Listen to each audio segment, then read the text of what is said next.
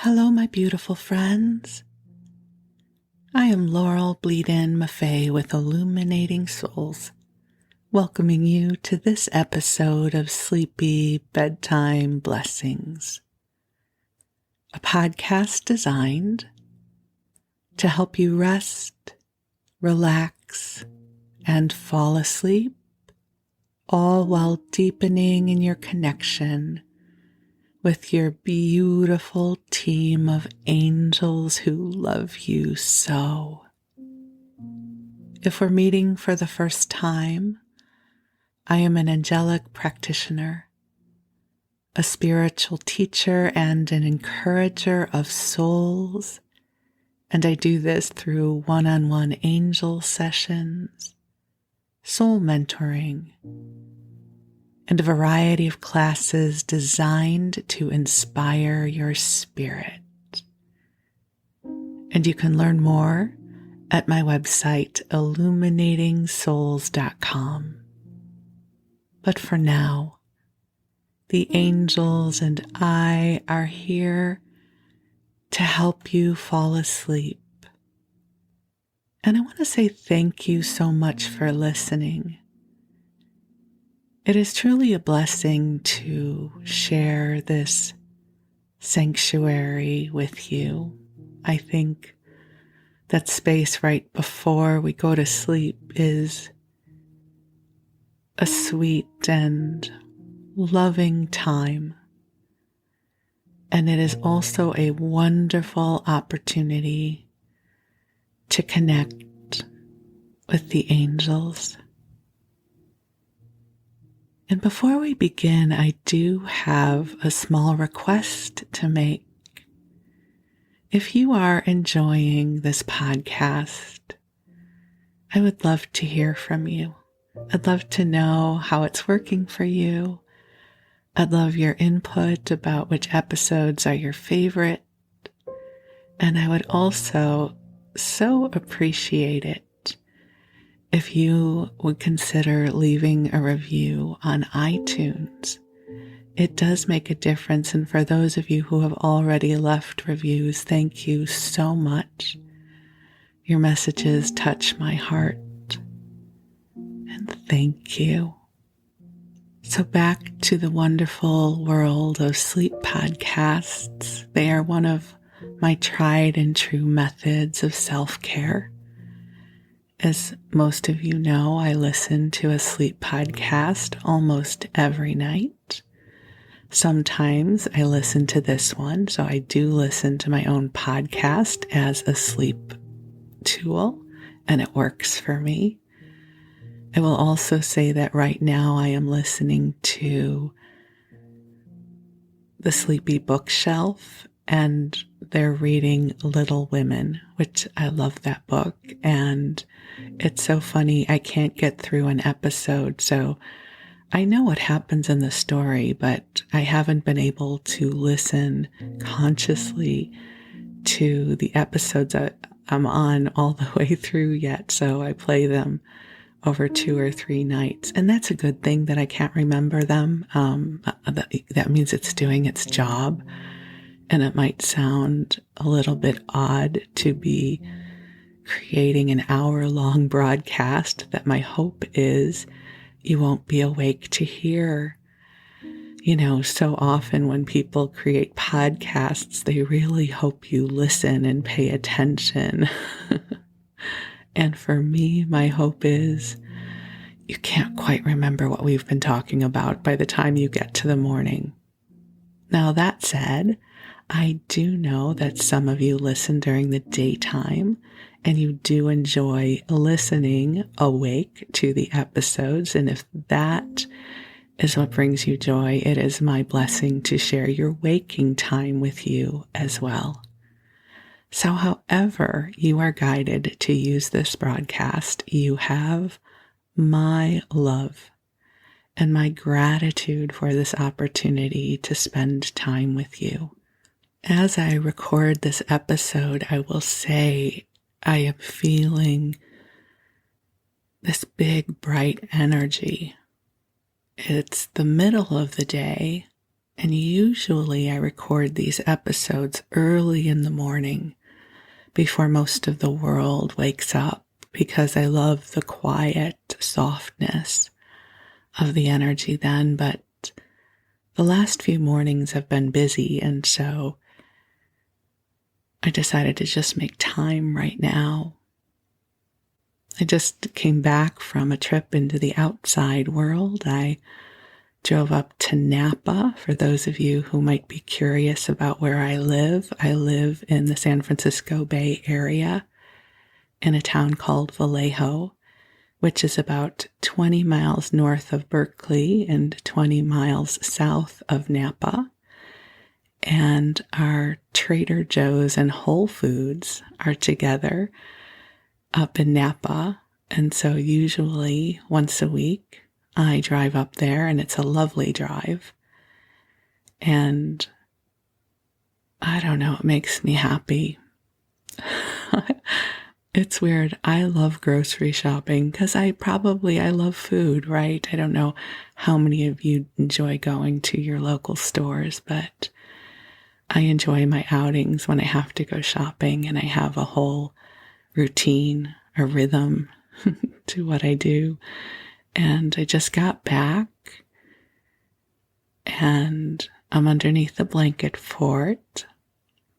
So for those of you who are new to the podcast, I have this big, cozy blanket that I throw over my monitor to help dampen the sound. And it also brings me into this beautiful cocoon of love where I get to share it with you. So I want to invite you to get comfortable in your body. Snuggle on in and cozy on up in whatever way makes you happy. And let's take a few nice deep breaths in and out as we gently call ourselves forward into the heart of God.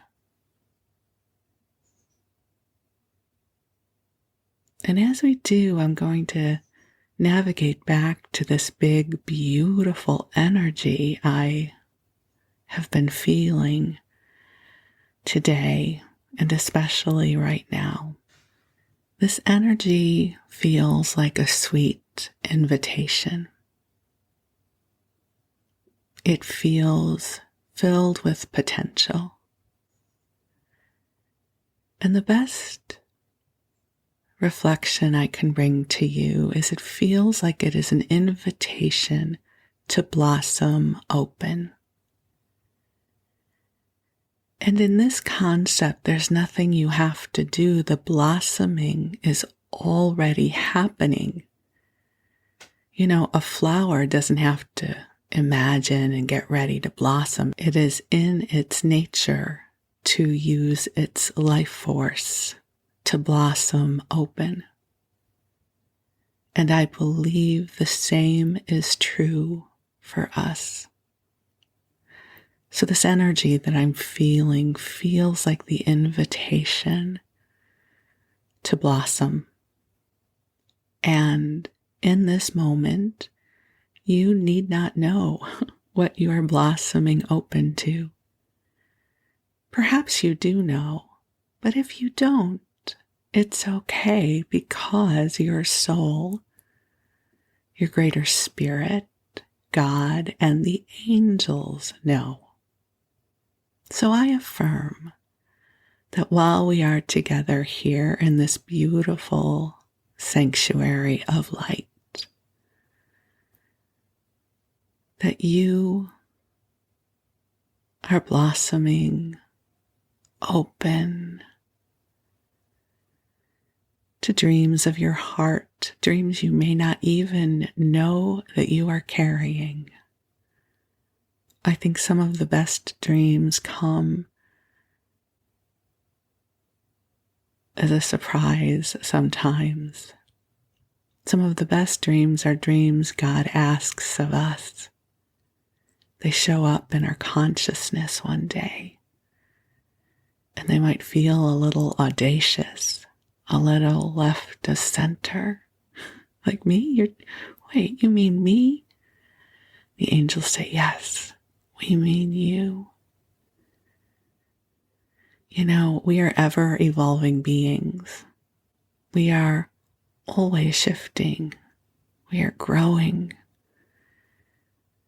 And as we heal, and as we evolve, new invitations are sent our way. So I affirm that beautiful soul whispers are flowing to you now. Even if you're not aware of them, it's okay. Sometimes soul whispers are subtle,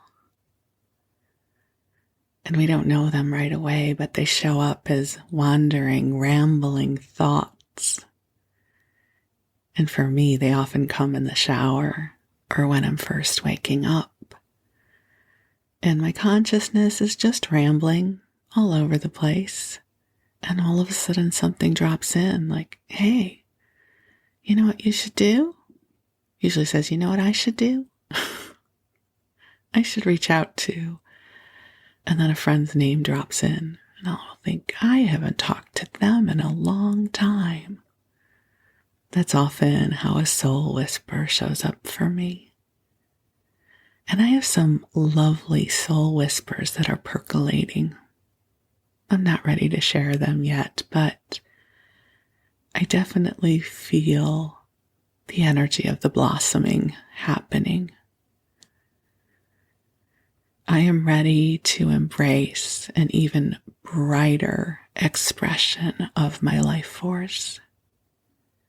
And if that resonates for you, I invite you to do the same. It doesn't mean you have to do anything differently in this moment. It's more like an invitation we say yes to, like, okay, yes, I'm ready to ignite my spark. I am ready to feel into the vibrancy of all that I am. And just take a nice deep breath in, coming into sweet reunion with the beauty of your true spirit.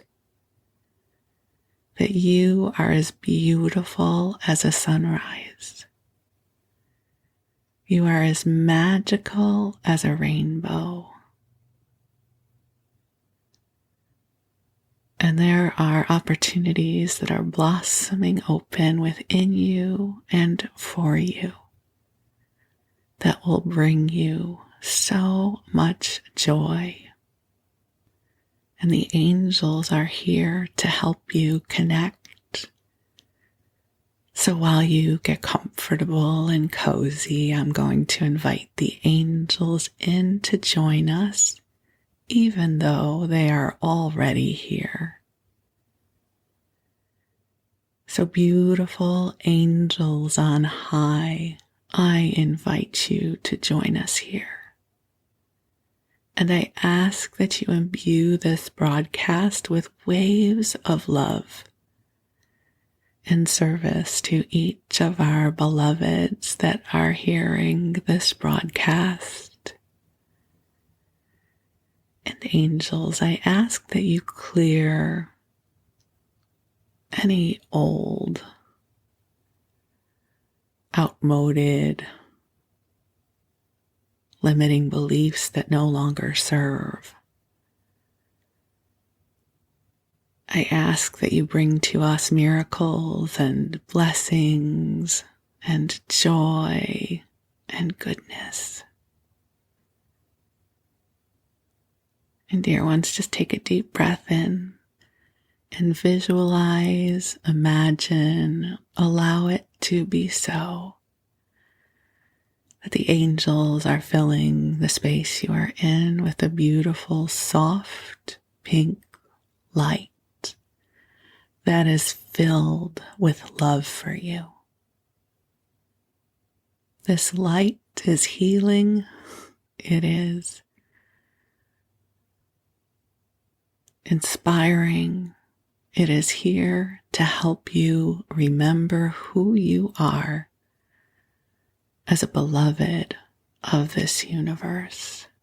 You are a divine being in human form. You are expansive. You are wise. You are creative. You are a gift in this world. And I am so grateful that you are here. So just take a breath in, allowing waves of relaxation to move through your body. You have done enough for this day, and now the angels are here to help you come into a beautiful space of rest. This episode is going to last about an hour, so you have plenty of time. And if you need even more ramblings and company, you can always queue up more episodes, and the angels and I will be with you for as long as you want. Truly, I am grateful for this opportunity to shine love upon you. It is my deepest blessing to do so. And so I do so right now. Oh, angels, I ask that you amplify this frequency of love, that each of the beloveds listening will feel the profound gratitude that I have for them. Just breathe, my friends, and I will breathe with you. There is such a deep sense of joy in me in this moment that we get to come together. We get to share in bedtime stories. We get to be in our cozies all together. And so you rest. And I'm going to tell you a story. And while you rest, the angels will be taking good care of you. So now, on to our story. So for this episode, we're going to ramble and wander a bit. I will be honest, often I come to these episodes knowing what we're going to talk about, or knowing what story I'm going to share with you, whether I'm going to read to you something from the public domain or tell you a story from my own life. And I'm not quite sure where this is going to go. So we're going to go on an adventure together as I weave together a tapestry of a story for you. This episode is going to be released on the Jewish holiday of Erev Rosh Hashanah. I will start off by saying that I grew up in Skokie, Illinois, which is a suburb of Chicago. And as I was growing up, Skokie was very Jewish. I think perhaps there were only a handful of kids in my first grade class who were not Jewish. So I grew up surrounded by Jewish community. And when I went to college, it was the first time I'd ever met anyone who had never met a Jewish person before. And so some of you listening may have never met anyone who's Jewish, or you know very little about the holidays. You hear about them, but maybe you don't know what they are. And I will say this is not going to be about religion. I am not at all equipped to teach that or speak eloquently about it. My perspective more comes from my cultural experiences. So Rosh Hashanah is part of the High Holy Days, and it starts off with Rosh Hashanah, which is the Jewish New Year, and then about 10 days later is Yom Kippur, which is the Day of Atonement. My memories of Rosh Hashanah are good. The High Holy Days are important in Judaism, and we would always go to temple, and we would go to the children's services when we were younger, which are much shorter and easier for children to sit through. And because I am a foodie, almost every memory that I have of my life is somehow tied back to food. I will say that Rosh Hashanah, we would get apples and honey for a sweet new year. So I often associate Rosh Hashanah with honey and apples.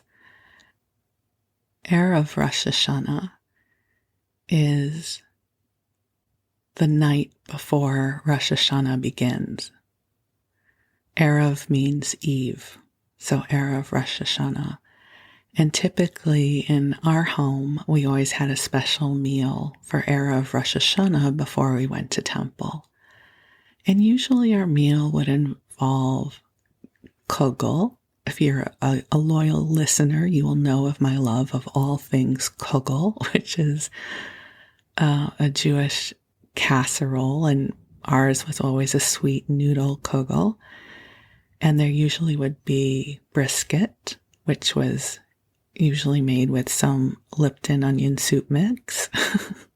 And there would be tzimmus, which is a sweet dish usually made with carrots and sweet potatoes and prunes and apricots, so dried fruit and sweet root vegetables. We would have a challah, which is a delicious Jewish bread, which is very sweet and eggy. I guess it might be a Jewish form of brioche, if you know what brioche is. It's much denser than brioche, but challah is delicious. And then my mom would make a honey cake. I was hoping I would have my mom's recipe for honey cake to share with you, but I forgot to ask my sister for it, and I don't have it. And I looked through all of my Jewish cookbooks looking for one to share, so I have one and I will share it with you. And I have a lot of warm memories about Rosh Hashanah. I sang in the choir as a kid. I was in the children's choir. And so it was a time that we got to see our friends. And Rosh Hashanah is a happy holiday. It's a bright, happy time. And also, when it fell on a weekday, we got to be out of school, which was super cool. I hated school, so any excuse not to be there was awesome for me. And so as I was contemplating what to share with you in this episode for story time, I thought, I don't think I have enough Rosh Hashanah stories other than to just share that I love the holiday. But I thought we could go through one of my old Jewish cookbooks.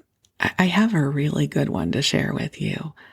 So, as some of you know, I have started collecting old community cookbooks that the Jewish sisterhoods would put out. So if you think of the world before the internet, the way you would get recipes was you might find something in the newspaper and you'd cut it out and put it in your scrapbook or a recipe box that somehow all households had. You might get it out of a cookbook. Someone would write it down for you. And back then, we weren't so concerned with, is this a recipe that has been perfected? This was really a time of life when recipes were passed down. A little pinch of that, a little pat of margarine, back when margarine was a thing. I love looking through these old cookbooks. They feel like well-worn companions to a time of life that has moved on. And this cookbook I'm going to share with you, I just got about a week ago. I didn't know what was in it, but there are some treasures in it, including a lot of things that are labeled as dietetic. I'm laughing because if any of you grew up in a similar generation to me, you will know dietetic was a big thing back then. Dietetic pop, as we would call it in the Midwest. Other parts of the U.S. would call it soda. Saccharin, sweet and low. All of these things were considered to be important because we were all perpetually on diets.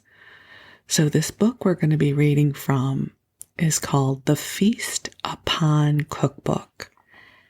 And it's from Temple Judea Sisterhood. And Temple Judea is in Manhasset, New York. I'm not sure where Manhasset is. And I don't have a publication date. It is not included in this recipe book. But it does start off saying recipes that are favorites in the home of our temple members. Women everywhere like to share recipes, and we are happy to share these with you. We want to express our appreciation to all of those people who gave so generously of their time and energy in collecting, submitting, and putting together these recipes. Without their help, this book would not have been possible. And the editor is Carol Goldstein. So when I first got this recipe book, I flipped it open, not knowing that this recipe was in there when I purchased it. But when I saw this recipe, I thought, oh, I bet that's why I was guided to buy it. Because this is the recipe, Skokie type hummus. Now here's what's so cool about this. I grew up in Skokie, Illinois, a suburb of Chicago. I did not know we had a Skokie type hummus. I did not taste hummus till I was probably in college or when I moved to LA. But here is a Skokie type hummus recipe in a sisterhood recipe book from New York. I just think that's a cool moment of serendipity. Like, okay, angels, that is pretty groovin' cool that you managed to get a Skokie recipe into this cookbook all those decades ago. And then I would just happen to buy it, not knowing it was there. And seeing this would delight me to no end. And this is one of those moments where I often will teach the universe is conspiring for your success. And I just think this is a real cool example of that somehow this recipe showed up in this cookbook all of these years later to delight my heart. And so I will share it with you. I haven't made this. I don't know if it's a good hummus recipe, but it delights me. So here we go. You take 1 can of chickpeas. They say that you can do dried chickpeas and soak them, but knowing me, I would just take a can. Likely mine would be from Trader Joe's. A 1/4 cup of oil, and they say mazola oil. I would probably do avocado oil or olive oil. A 1/4 cup of lemon juice. 1 tablespoon of chopped parsley. 1 onion chopped. 1/2 teaspoon of salt, and 1 large clove of garlic cut up. Put oil and lemon juice in blender and add the chickpeas gradually, running blender at high speed to puree. Add garlic, clove, and salt at the same time. Taste often during blending. What is wanted is a mixture, the consistency of heavy cream, in which the flavors of the ingredients are blended. If the mixture is getting too dry as chickpeas are added, increase the oil and lemon juice bit by bit. If the hummus is getting too oily or too tart, thin with a bit of water. And this recipe is from Julian Jablin. So thank you for including Skokie in this cookbook so that I would be utterly delighted. This next one sounds really good, and it sounds so easy that I could make it. It is a blintz souffle. If you don't know what blintzes are Jewish crepes. Crepes, perhaps, if you are going to pronounce them correctly. And this is my favorite kind of recipe. It says 2 packages of cheese blintzes. This is my kind of cooking. I don't have to make the blintzes. You just go get 2 packages, frozen. So 2 packages of cheese blintzes. And that's a total of 12. A half a pound of melted butter. Okay, it's already delicious. Place frozen blintzes and butter in a shallow baking dish, 9 by 13. And then you beat together 6 eggs, 1 pint of sour cream, 1.5 teaspoons of vanilla, a 1/4 teaspoon of salt, a 1/4 cup of sugar, and a 1/4 cup of orange juice.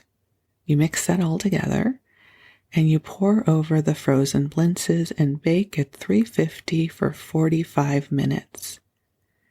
Remove and sprinkle with cinnamon and serve immediately. From Lori Isaacson. That sounds delicious. You had me at blintzes. I love blintzes, but I don't eat them anymore because I don't eat sugar.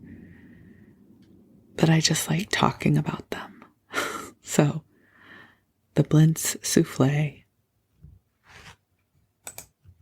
Okay, I do have to share with you some of the diet recipes. For any of you who grew up in the 60s and 70s, you will remember these kinds of recipes because usually you or your mother or your aunt would bring them home from Weight Watchers. Everything involved some form of diet soda or sweet and low, all of those things which were really supposed to keep us much healthier. This one cracked me up. I had to even share this one with my husband when I read it. So this is diet apple pie. Now, before you get excited that this resembles apple pie in any way, shape, or form, I will tell you ahead of time it does not. So, but welcome to the life of a perpetual dieter in the 60s and 70s. The first thing it says in this recipe, underlined so that there is no mistaking it, it involves no crust. No crust. So, put in pie pan, because of course if it's in a pie pan, at least emotionally you'll feel like you're having pie. So it says put in pie pan or square pan. 4 apples, peeled, cored, and sliced. So that does resemble apple pie. Here's what it gets interesting. Dissolve 1 envelope of Knox gelatin. So that would be the unflavored gelatin in an 8-ounce bottle of Fresca. When I read this to my husband, he did not know what Fresca was. And I had to tell him that Fresca was always a diet soda. Fresca never came with sugar. And many of us drank Fresca. It was a good dietetic soda or pop, if I'm in Skokie talk. So we're going to take the envelope of Knox gelatin in an 8-ounce bottle of Fresca and pour that over the apples. Sprinkle with a mixture of diet sugar and cinnamon on top. Bake at 350 degrees for 45 minutes. And this came from Ethel Chase. And I just want to say to Mrs. Chase, thank you for giving us a snapshot of what diet cooking looked like back then, because I'm sure we would have made something like this for sure when I was younger, because I went to Weight Watchers for the first time when I was 7. We were definitely into dietetic things. I think my mom used to make me baked apples that involved coring the apple and pouring diet black cherry soda over it to sweeten it up. So let me see what other brilliant recipes I can find to share with you. I just love these. Hold on. This next recipe does involve chicken, so apologies ahead of time to those of you who are vegetarian. But this is called apricot preserved chicken, which is the exact same thing as my famous cranberry chicken, only it involves apricots. So you take 1 jar of apricot preserves, 1 bottle of wishbone Russian dressing, 1 cup of water, 1 package of Lipton onion soup mix, and chicken. And you pour the mixture over the chicken, and then you cook it at 350 for about 1.5 hours. So many of the Jewish recipes that I grew up with start with Lipton onion soup mix, or back in the day, it was Mrs. Grass French onion soup mix. So it is a flavor profile of many of the dishes that those of us who grew up this way remember. This next one absolutely reminds me of childhood. I don't know that I had this exact dish, but I know I had some variation of it. It's a dessert. It's called orange mallow whip. And I would imagine that many of you, if you're of the same generation that I am, had some variation of this. So it is 1 pound of miniature marshmallows. All good desserts involve marshmallows, right? Like you start with marshmallows, you can't go wrong. Here's where the memories come in. 3 cups of orange high C.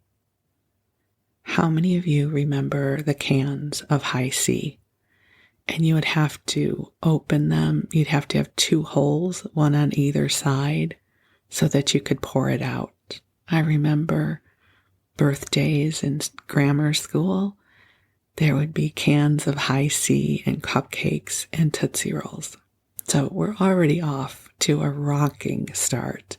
1 pound of miniature marshmallows and 3 cups of orange high C, 1 package of orange Jell-O, 2 cups of diced orange mandarin sections, 2 to 3 sliced bananas, 1 package of Dream Whip. I'm wondering if that's the same as Cool Whip. I would imagine so. And vanilla wafers. Right? It's like, okay, yeah, sounds good. So in order to make it, in case you would like to try this at home, melt marshmallows in high C over low heat, stirring constantly. Add Jell-O until dissolved. Chill until slightly thickened. Beat mixture until frothy. Combine oranges, sliced bananas in above mixture. Then add the Dream Whip. Make Dream Whip according to package instructions. Put mashed vanilla wafers on bottom of pan and add mixture. Chill until firm. Add more vanilla wafers and whipped cream if desired. This recipe comes from Lori Isaacson. If I was a kid, I would have loved that for a birthday party, for sure. So as I read this next recipe to you, I want you to remember this was the day and age of TV dinners and packaged goods. You know, we didn't have access to a lot of regional and ethnic cooking back then. So you'll see why I'm giving you this disclaimer once I start reading this recipe. It's called cheese spaghetti sauce. It's a 1/4 cup of butter, 1 can of tomato soup, 2 tablespoons of ketchup, 2 slices of American cheese, 1 can of milk. Salt and pepper are the preferred seasonings. And to everyone who grew up with an Italian grandma, I am so sorry about this recipe. But it was, I don't know, it was a sign of the times back then. So we combine all ingredients in a saucepan, simmer over low heat, stir often. After all ingredients have melted, add cooked spaghetti and simmer together about 15 minutes. I'm laughing. My mom used to make baked spaghetti. I don't remember how she made it, but it would not surprise me if some of these elements were involved. So I don't know if she used tomato sauce or a pasta. I don't know that we had a lot of jarred pasta sauce back then, but maybe some spaghetti sauce. It did involve American cheese, and she would put it all together into a big bowl and would bake it. And we loved it. You know, it's like you love what you grew up with, I think. So I don't know. This recipe just brings back a lot of memories. I don't know all of them are good, but it certainly is reflective of how we used to cook back then. And could this possibly be an episode where I'm talking to you about Rosh Hashanah and Jewish recipes and not give you a kugel recipe? I could never do that to you, so I'm going to give you another kugel recipe. This one sounds kind of good. It's orange noodle kugel. I've never made this one, but it sounds interesting. So 8 ounces of 1/2-inch noodles, so these would be egg noodles. A 1/4 cup of melted margarine, or butter, I suppose, because there's other dairy in here. 1/2 cup of orange juice, 1/2 cup of orange marmalade, 1/2 pint of sour 1/2 or sour cream, I think, 1/2 cup of cottage cheese, 4 eggs separated, 1 teaspoon of salt, 1 teaspoon of vanilla, 1/2 cup of sugar, and the rind of your oranges. So cook noodles according to directions. Combine all ingredients except egg whites and orange marmalade with drained noodles. Then you fold in the egg whites. Bake at 350 degrees in pan of water for 1 hour. When it's done, pour 1/2 cup orange marmalade over the top, and that serves 10. It sounds good. Ooh, I didn't even know this. I have another dietetic pie recipe for you, for those of you who are paying attention and not yet asleep. This is a dietetic cherry pie. I am having so many flashbacks to my childhood. 1.5 teaspoons of baking powder, 2 cups of water-packed cherries with the juice. So those would be the canned cherries. 2 tablespoons of quick cooking tapioca. 2 tablespoons of shortening. 3 tablespoons of skim milk, because that's all we drank, skim. I didn't realize how delicious other milk was until I think I moved out on my own and discovered the joys of milk that actually has fat in it. So, of course, 3 tablespoons of skim milk, 3 teaspoons of sucralose. I don't know what kind of sugar substitute that is, but it was apparently on the market at the time. 1 egg beaten, 1 cup of flour, and a 1/4 teaspoon of salt. So combine flour, baking powder, and salt in a bowl. Cut in shortening until mixture resembles consistency of cornmeal. Combine milk, sucralose, and egg. Add to dry ingredients, stirring only until dampened. Add the rest of the sucralose to the cherries. Place in a 1-quart casserole, sprinkle with tapioca, spoon batter over cherries. Bake at 350 degrees for 30 to 40 minutes. Makes 8 servings, 121 calories each. Because we would have certainly been paying attention to that back then, for sure. Here's one for an apple kuchen. So kuchen is like a coffee cake. I think it's a German word, or it might be Yiddish. So apple kuchen, my grandmother made a great kuchen that I associate with her. Then my mom would make it, and then my sister mastered it. So an ode to all the kuchen makers out there.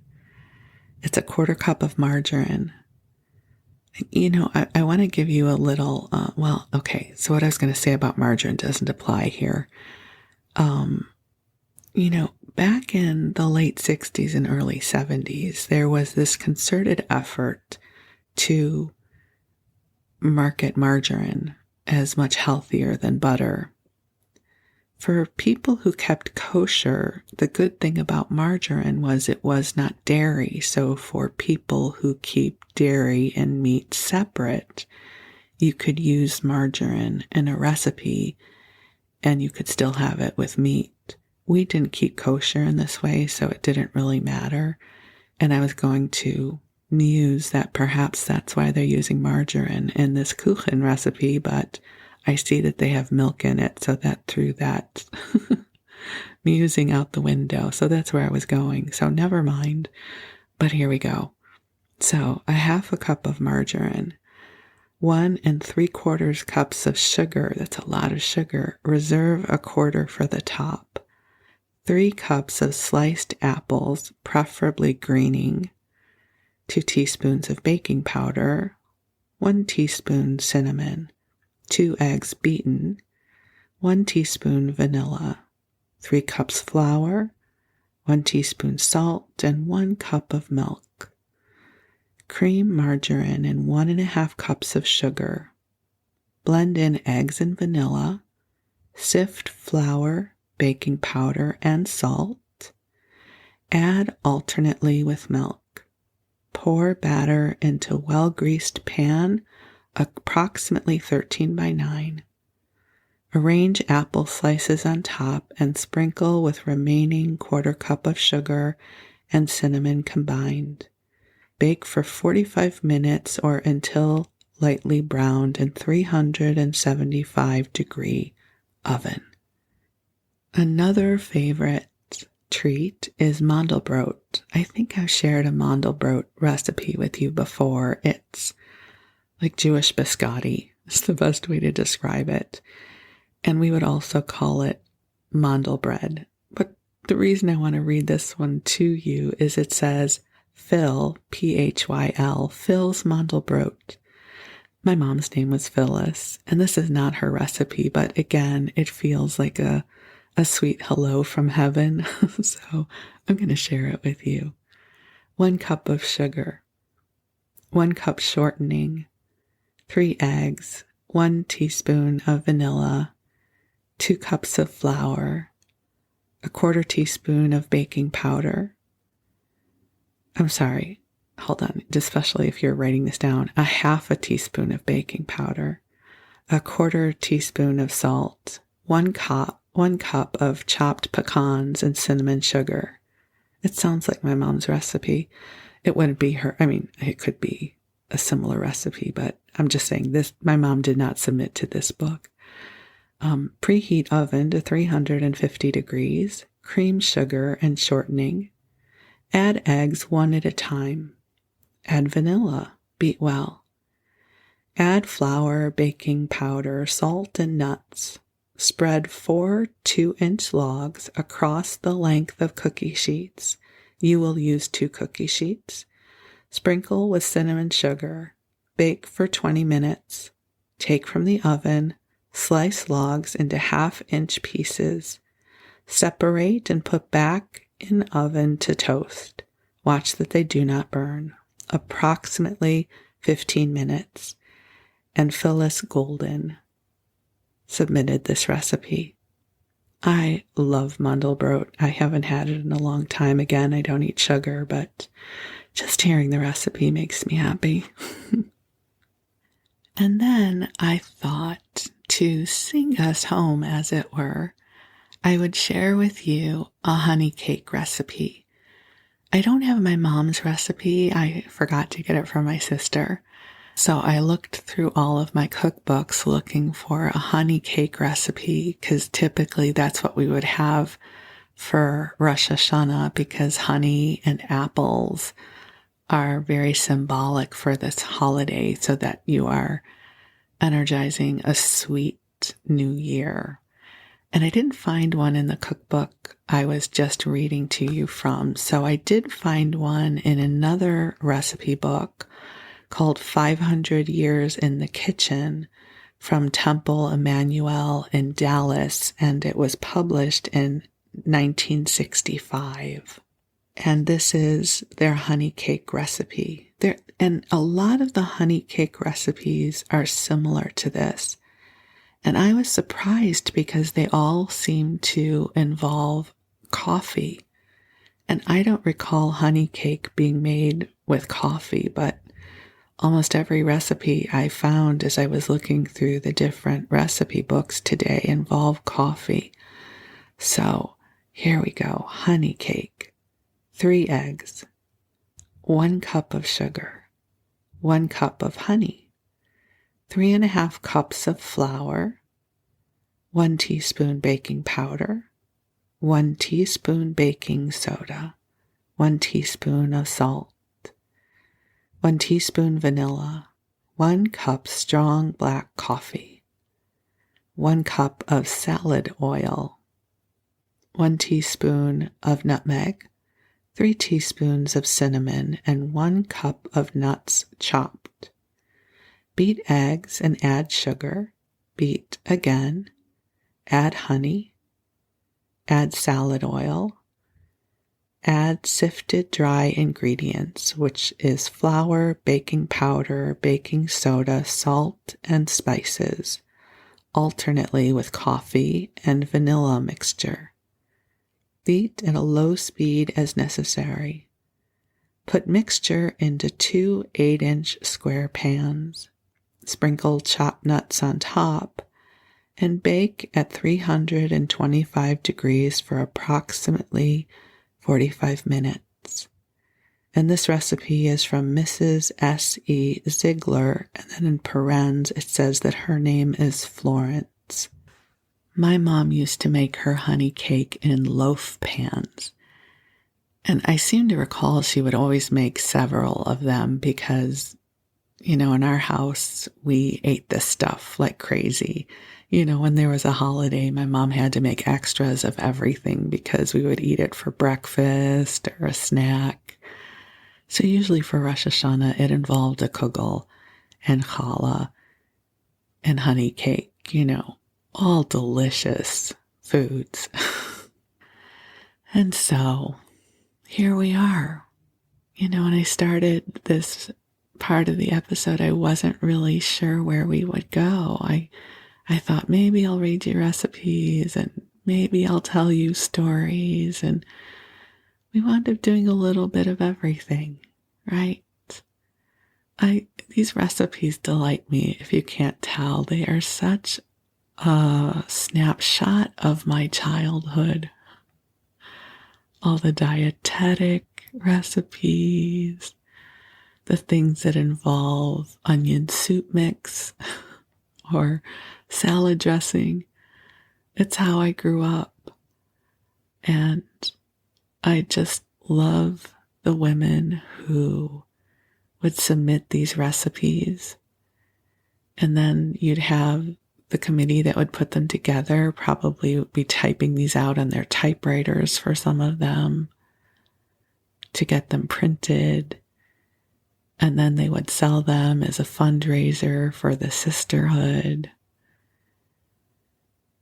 And they have these community cookbooks in all kinds of different communities, in different churches or PTAs, Kiwanis, regional groups. If you go onto eBay and you look up community recipe books or community cookbooks, you will find so many different cookbooks, and perhaps you will find one that mirrors to you how you grew up. So may you find little moments of delight in your dreams tonight and in your day as you wake up tomorrow.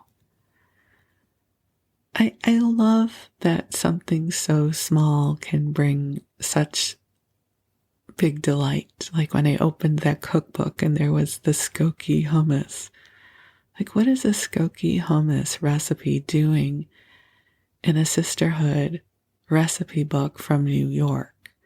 Makes no sense unless you are me in the year 2022. And I think, oh my God, of course there is a Skokie recipe in this book as a talisman of magic that would find me all these years later when I was feeling homesick, and I would see something that is from Skokie in a random recipe book that I had no idea was even there.